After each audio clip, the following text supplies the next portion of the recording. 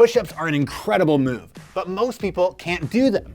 Well, lucky for you, today I'm gonna show you 3 variations of push-ups for beginners. And it's gonna start by lying down on the floor. Now, if you have shoulder aches and pains, if you have issues where you can't even put your hands down on the ground because of wrist pain and tightness, well then this is the variation for you. And it's a great variation to start working on the mind-muscle connection to feel the right muscles that you're supposed to feel in the push-up. Because the trick is, it's not just a chest move and it's not just a tricep move. In fact, you really wanna feel the muscles underneath your armpits, the lats and the serratus as you do this movement. So, what we're gonna do is this. In the push-up position on our back, we're gonna pull our elbows down to the ground, and as we bring our elbows down to the ground, we're gonna push the elbows into the ground.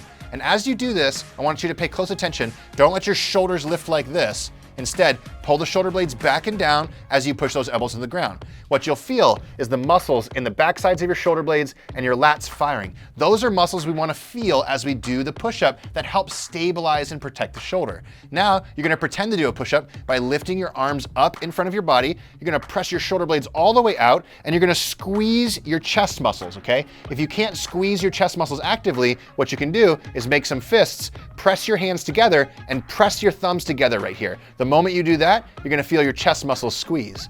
Now, all you're gonna do for this variation of the push-up is go back and forth. Elbows into the ground, shoulders back and down, feel those muscles.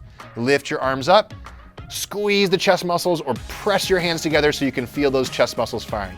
And just go back and forth. Now, if you're practicing this variation, it's fantastic. Again, you're working that mind-muscle connection, and it's a great thing to do as a start of a workout, even if you can do more variations of this or more difficult variations, because now you've got the muscles that you should be feeling as you do the push-up.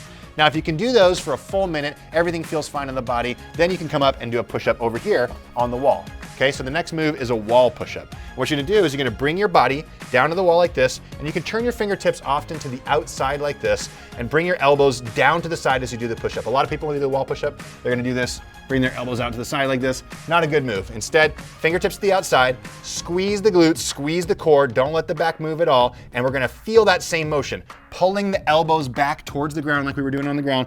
Feel those muscles underneath the lats, in between the shoulder blades, and as we press up, feeling the chest muscles squeezing as we come to that full extended position. So practicing on the wall is another great way to get really good at doing push-ups, because remember, when we do moves wrong, they hurt our body. But when we move our body better, we feel better in our body. Now, if you can do these wall push-ups coming all the way down and all the way back up, slow and controlled, feeling all the muscles that you're supposed to be feeling, then another beginner variation of the push-up is to do them on a chair, right? So what we can do here is just come to the back of a chair, a nice high surface, and we'll find ourselves the same position in a push-up, squeezing the glutes, squeezing the core, and then this time the same thing, bringing our elbows back and down, feeling the muscles and the shoulder blades, the lats, touching the chest, and then pressing back up, squeezing the chest muscles at the top, and practicing this slow and controlled, all right? So any one of these 3 push-up variations are fantastic. They're great for beginners, they help condition the shoulders, and more importantly, they teach you what muscles you're supposed to be feeling so that you can move your body properly. And if you like this style of movement where you can start with things that are really simple and then slowly and gradually step your way up to harder and harder variations of those movements, well, that's how we build every single workout for our members over at WeShape. And the best news is you can try it out for free. All you gotta do is click link below, take our free quiz, and try out a free follow-along workout.